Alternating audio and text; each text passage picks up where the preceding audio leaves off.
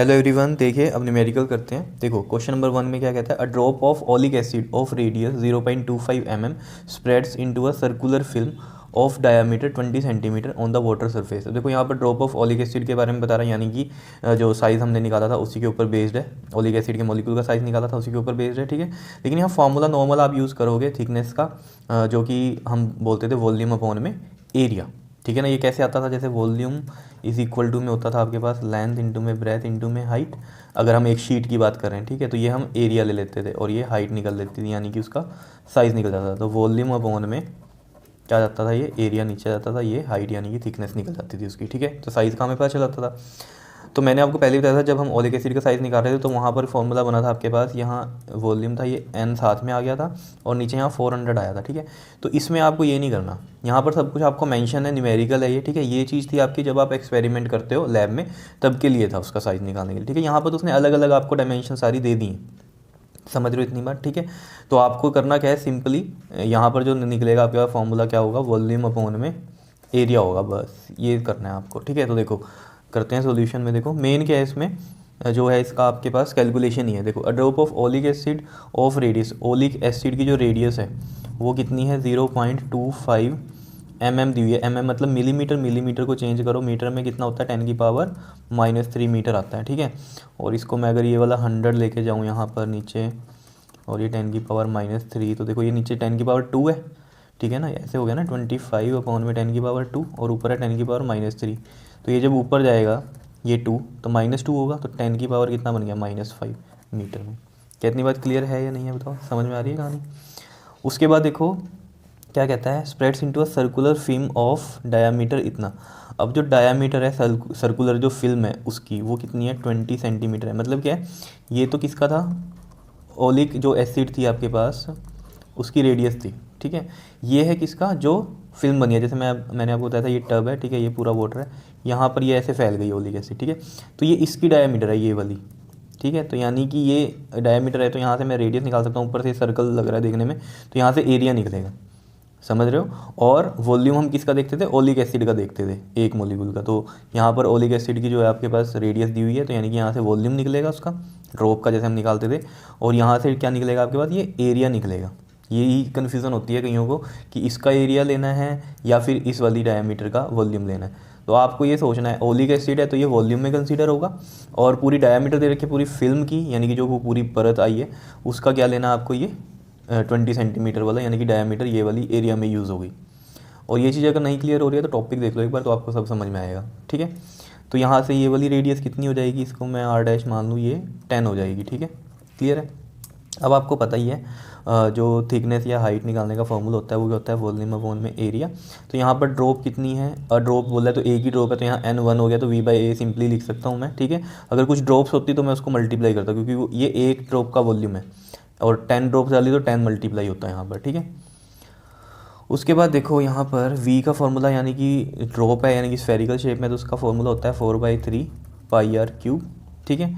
और area, area ऊपर से देखने में सर्कल लग रहा है और इसी की ये डायमीटर दी हुई थी, तो ये सर्कल में हम क्या बोलेंगे इसको, πr²। देखो पाई से यहाँ पाई कट गया और ये r' का स्क्वायर था ये वाला, ठीक है।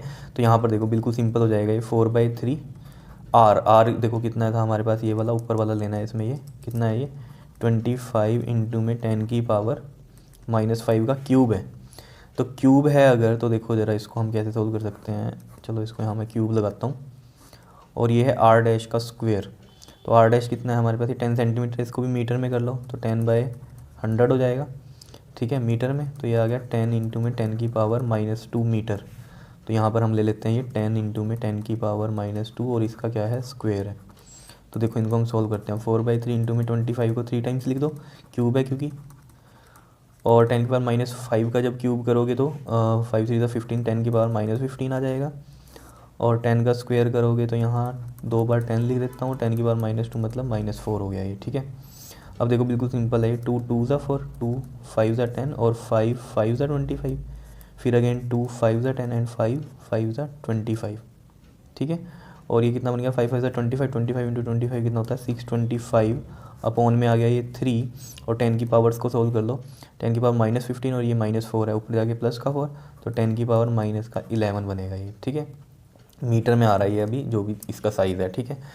625 को जब 3 से आप डिवाइड करोगे तो आपके पास आएगा ये 208 पॉइंट में 3 इंटू में 10⁻11 मीटर। अब यहाँ करते हैं इसको, देखो इसको हमें स्टैंडर्ड फॉर्म में करना है तो पॉइंट इधर लाना है। तो मैंने आपको बताया था जब भी पॉइंट लेफ़्ट साइड जाएगा, जैसे ये पॉइंट यहाँ ले आए हम 1 डिजिट पे लाना है ना, तो 2 इधर ले आए 083 इंटू में 10⁻11 और ये पॉइंट 2 इधर शिफ्ट हुआ है, लेफ़्ट साइड शिफ्ट हुआ है। तो बताओ क्या होता है, जब भी लेफ़्ट साइड जाता है जो पॉइंट है तो 10 की पावर प्लस में चलती है। तो 10 की पावर कितना प्लस, 2 इधर गए हैं तो 10 की पावर 2 का प्लस, तो 10 की पावर -11 और प्लस का 2 कितना हो गया, माइनस का 9। और इसको भी राउंड ऑफ कर दो, ये 3 है ना, तो यहाँ 2 डिजिट तक हम राउंड ऑफ करेंगे तो 2.08 आ जाएगा, क्योंकि 3 जो है 5 से छोटा है तो पिछला डिजिट एज इट इज़ रहेगा। 2.08 10⁻9 मीटर, और 10⁻9 क्या होता है, नैनोमीटर। तो मैं इसको ऐसे लिख सकता हूँ 2.08 नैनोमीटर का साइज़ है। आया समझ में, ठीक है। नेक्स्ट देखो question, 10 drops of olive oil of radius इतना। अब देखो सॉल्यूशन में चलते हैं, अब आपको समझ में आ गया होगा ऑलिव ऑयल की बात हो रही है यहाँ पर, ठीक है। तो देखो n है इसमें 10 ड्रॉप्स की बात हो रही है, और ये रेडियस ऑलिव ऑयल वाली है, जैसे ऑलिक एसिड की थी, यहाँ ऑलिव ऑयल की कितनी रेडियस है, ये 0.20 mm दी हुई है। तो mm दी हुई है तो इसको कन्वर्ट करो मीटर में, तो 0.20 इंटू में 10⁻³ क्योंकि मिलीमीटर ना, 1 मिली में कितना होता है 10⁻³ मीटर। तो इसका 100 नीचे लेके आओ, 100 हो गया, पॉइंट हटाएंगे तो 10⁻³ और ये हो गया 20 इंटू में ये 2 है, 10⁻2 ऊपर जाके -2 तो 10⁻5 मीटर, ये हो गया आपके पास, ठीक है। तो ये वॉल्यूम में यूज़ होगा क्योंकि ऑलिव ऑयल की बात हो रही है यहाँ, ठीक है। और spread into the circular film of radius, तो ये सर्कुलर फिल्म वाली रेडियस है, तो ये मैं r' मान लेता हूँ, ये कितनी है 14.6 सेंटीमीटर, इसको भी मीटर में कर लो, 14.6 डिवाइड बाई 100 मीटर। तो ये पॉइंट हटाएंगे तो एक और 0 लग जाएगी, 10 लग जाएगा, ठीक है।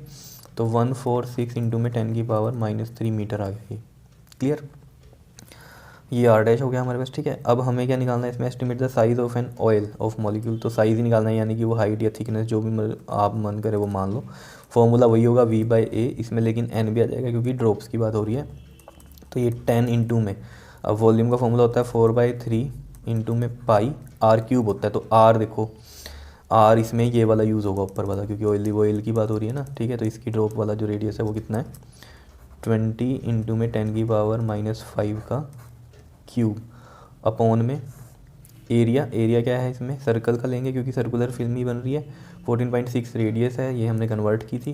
फॉर्मूला होता है इसका पाई r², तो r इसका कितना है 146 इंटू में 10⁻³ और इसका क्या कर देंगे हम स्क्वायर। अब समझ में आ रहा होगा आपको कि कैसे क्या लेना है, कौन सी रेडियस किस में लेनी है, क्योंकि यही कन्फ्यूज़न है क्वेश्चन में कि वॉल्यूम जब निकालना है तो कौन सी रेडियस लेनी है और एरिया जब लेना है तो कौन सी रेडियस लेनी है। तो आपको ये समझ में आएगा इन क्वेश्चन से, या पिछला भी आप देख सकते हो एक बार टॉपिक, तो क्लियर हो जाएंगी बातें, ठीक है।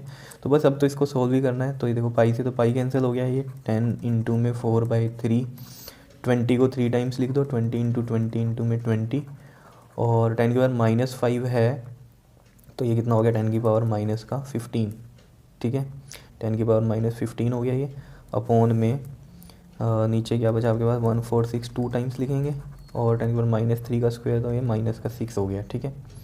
अब देखो ये सॉल्व होते हैं क्या, देखो सॉल्व अगर हो पाए तो देखो सॉल्व हम इसको कैसे कर सकते हैं, यहाँ पर सिंपल है वैसे तो ये, इसको करके देख लेते हैं। ये जो आपके पास है 20, देखो 2 1 ज़ा तो ये 0 हो गया, 2 7 ज़ा 2 3 ज़ा, फिर 2 1 0 2 7 ज़ा 2 3 ज़ा, ये बन रहा है आपके पास, ठीक है। तो इसमें देखो आप ये 10 को इधर सॉल्व करते हैं हम, देखो कैसे बनेगा ये 4/3, ये वाला 4/3 इंटू में ऊपर है क्या हमारे पास ये 20 और नीचे है 73 इंटू में 73, और ये पावर्स को सॉल्व करो। देखो 10 की पावर ये कितने, ये 1000 हो गया ना, 10 मतलब 1000 हो गया, तो 10 की पावर 3 और ये -15 कितना बनेगा 10 की पावर 3 और -15 कितना बन गया 10 की पावर -12, और ये नीचे क्या है आपके पास -6 है, ऊपर जाके क्या बनेगा ये +6, तो 10 की पावर कितना आ जाएगा -6। तो इनको हमने 10 की पावर्स को सोल्व किया तो ये 10 की पावर कितना आ गया -6 आ गया, ठीक है। क्लियर, समझ में आ रहा है। अब कुछ नहीं है, अब इसमें देखो 4 2 ज़ा 8 दिखाई दे रहा है, 80 ये हो गया, और 73 इंटू 73 इंटू में 3 करोगे तो ये मल्टीप्लाई करके आएगा 15987 इंटू में 10 की पावर -6, और जब इसको आप डिवाइड करोगे 80 को 15987 से तो आपके पास आएगा 0.0050 ठीक है, और ये 10⁻⁻6 साथ में स्टैंडर्ड फॉर्म में लाने के लिए पॉइंट यहाँ आना चाहिए 1 डिजिट के बाद। तो हम क्या करेंगे, इसमें 5.0 कर देंगे 10⁻⁻6 साथ में। अब देखो पॉइंट कहाँ लेकर आए हो आप, राइट साइड, और कितना शिफ्ट किया है 3, तो 10 की पावर माइनस में आएंगी। समझ रहे हो, राइट साइड जाते हैं तो माइनस में, लेफ्ट साइड जाते हैं तो प्लस में चलती है। मैंने आपको कंसेप्ट समझाया हुआ है। तो इसमें देख लो आंसर क्या आ गया आपके पास। ये 5.0 को मैं 5 लिख सकता हूँ, इंटू में 10 की पावर -6 और -3 कितना हो गया 10 की पावर -9। क्या इतनी बात क्लियर है, मीटर। और इसको भी आप क्या लिख सकते हो, 5 नैनोमीटर लिख सकते हो साइज़। आया समझ में क्या किया हमने, -3 -6 -9 हो गया, ठीक है। और -9 ही क्या होता है आपके पास, दिखाई दे रहा है ये -9 क्या होता है, नैनो, तो नैनोमीटर हो गया, 5 नैनोमीटर हो गया, ठीक है। कहीं हो गया कन्फ्यूजन है, 5.0 को 5 क्यों ले लिया, देखो 5.0 में पॉइंट हटाओगे तो 10 लगेगा, 5 ही रहेगा ना, इसलिए लिखा डायरेक्ट, ठीक है। तो ये समझ में आ गए होंगे, इन 2 क्वेश्चन से आपको बहुत क्लियर हो गई होगी बात कि कैसे न्यूमेरिकल करने हैं ये आपको, ठीक है। तो बस ये 2 अच्छे से कर लोगे न्यूमेरिकल, तो इसके ऊपर कोई भी न्यूमेरिकल आए तो आप अच्छे से कर सकते हो, क्लियर। चलिए जी, नेक्स्ट वीडियो में हम इसका नेक्स्ट टॉपिक करेंगे, मेजरमेंट ऑफ मास और measurement of time, clear. Okay जी, थैंक यू।